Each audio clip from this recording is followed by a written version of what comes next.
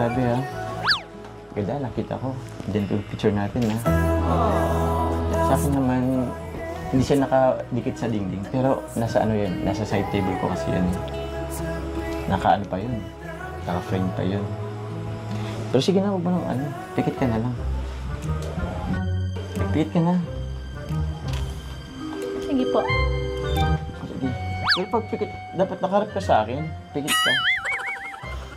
Sige na kasi mas maganda kung makikita mo agad yung ano. Hindi yung ano.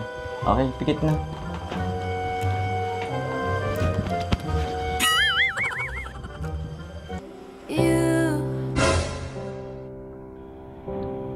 You're the air that I breathe.